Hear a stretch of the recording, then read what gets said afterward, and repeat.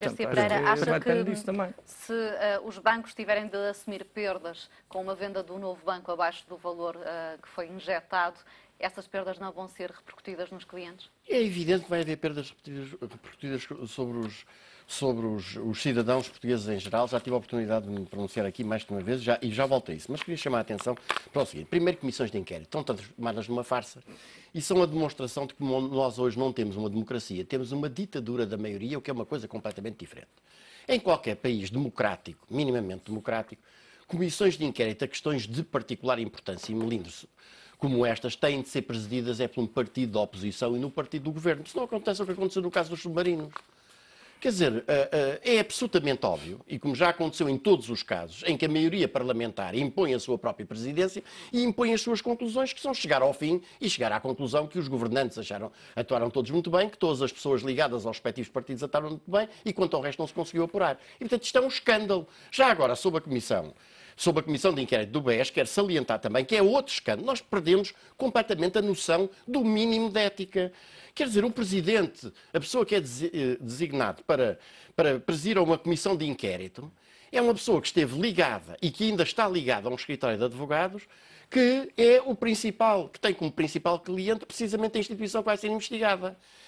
Nesta matéria, a transparência é absolutamente exigível e nem a própria pessoa nem ninguém lhe diz que isto é inadmissível. Portanto, comissões de inquérito, como elas estão a ser feitas agora, são uma anedota, são uma farsa, que, aliás, se os partidos parlamentares da oposição tivessem espinha vertebral direita, se deveriam recusar a alinhar e deveriam, pura e simplesmente, recusar-se a participar em trabalhos que visam apenas o branqueamento do que se passou. Segundo ponto. Por exemplo, em relação a estas soluções que foram definidas, e à questão da intervenção e dos interesses próprios, basta sublinhar que, quando se discutiu a salvaguarda dos depósitos, a solução no Chipre, como se recordará, foi salvaguardar apenas os depósitos dos pequenos depositantes definidos como tal até 100 mil euros. Em Portugal não foi essa a solução que foi definida. E, pelo contrário, a solução que foi definida foi, entre aspas, garantir, digamos assim, já lá vamos ver como, todos os depositantes. Agora, fica-se a saber que 4 dos membros do governo que participaram na elaboração desta solução e que estão de acordo com esta solução têm depósitos no BES superiores a 100 mil euros. E ninguém levanta a voz para dizer que isto é uma vergonha.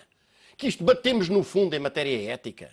Quer dizer, depois, terceiro ponto, é evidente que uma falência como a do BES vai ter um impacto demolidor na nossa economia. O BES era o maior banco da banca comercial e financiava a atividade económica correspondente a um quinto. Era um dos maiores financiadores em paralelo 20% do nosso PIB. E, portanto, as consequências em cadeia de uma falência destas não são apenas para o interior do Grupo Espírito Santo, e essas são mais de 20 mil pessoas. Permita-me dar aqui a palavra também ao Paulo Cavaleiro para responder.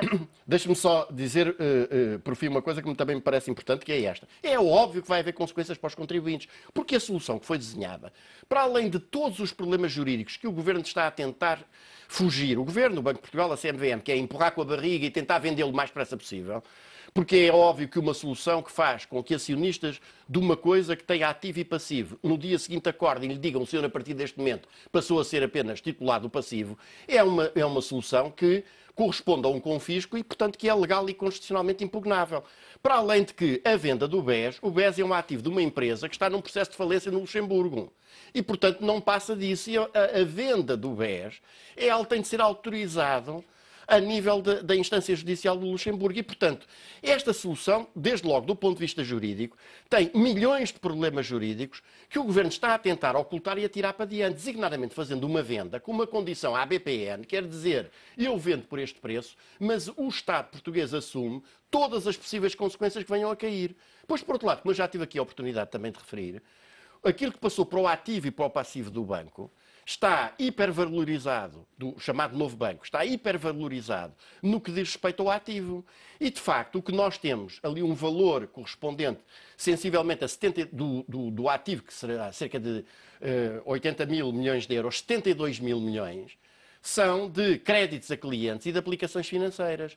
Se o novo banco conseguir ir buscar um terço que seja desse valor e a solução que está desenhada e que já está em prática neste momento com o BES Angola, mostra que 1/3 já é uma previsão muito otimista, porque no caso do BES Angola é 1/10 e mesmo assim duvidoso, o resultado é que ao ativo tem de se tirar qualquer coisa como 48 mil milhões de euros de verdadeiros incobráveis. O que significa que a diferença entre o ativo e o passivo do banco, do novo banco, ascende a qualquer coisa como 16 mil milhões de euros de passivo. Some-se a isso o que já lá foi metido, some-se a isso aquele empréstimo de emergência de liquidez e está-se a ver que nós estamos aqui a falar de uma solução. E é um mecanismo que estes senhores meteram em vigor. Deixe-me só terminar para se perceber. Depois, com certeza. Este mecanismo que foi posto em vigor a golpe entre 31 de julho e 3 de agosto significa uma coisa. O mecanismo de resolução é um fundo de resolução que responde por ele. Sim, senhor. Deve ter fundos dos bancos, mas se não tiver fundos dos bancos, são os fundos do Estado que devem avançar. Até agora estão lá 4,9 mil milhões de euros. Desses 4,9 mil milhões de euros, 700 milhões são dos bancos e 4,2 mil milhões de euros são dos cidadãos portugueses. Para chegar aos 20 ou aos 25 mil milhões, é evidente que os bancos não vão lá meter esse valor e isso vai sair dos bolsos dos contribuintes. E é isto que se está a pretender ocultar. Nós estamos perante um roubo levado a cabo por uma quadrilha organizada que está a ser protegida pelo Governo. O Estado ou o Governo tem alguma forma de proteger os contribuintes, de dar garantias que, de facto, não vão ser eles a pagar, não vamos ser todos nós, no final, a pagar a fatura? Vamos cá ver uma coisa. Até agora, quando não foi só o BES que teve um empréstimo, já outros bancos tiveram um empréstimo que até pagaram, alguns até pagaram mais cedo.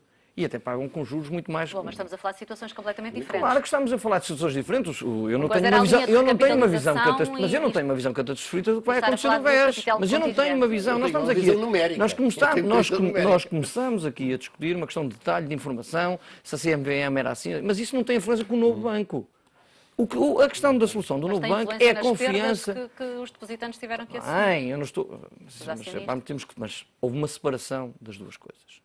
Portanto, há uma responsabilidade daqueles que eram acionistas do banco, que também são responsáveis mas a separação por aconteceu depois, não foi neste intervalo de tempo. Exatamente, e houve milhares e milhares de pequenos acionistas que foram enfiar dinheiro no banco, o Presidente da República, o Governador do Banco de Portugal, o Primeiro-Ministro afiançavam ser um banco sólido, estável, enfiaram lá 1,4 mil milhões de euros e depois as ações desvalorizaram 66% em menos de 24 horas e 90% em 2 dias. Eu acho que nós temos que aguardar pela Comissão de Inquérito e nela vamos perceber muitas coisas. E, portanto, eu sinceramente acho que não... então aguardar por eu acho que eu não prefiro falar... eu não vou aguardar pela Comissão de Inquérito. Eu não vou aguardar e acho que o Ministério Público já devia ter atuado. E se não atua, por alguma razão é que deve ser integralmente apurada. Porque é inadmissível que arguidos como estes continuem à solta e que nenhuma medida conservatória da prova,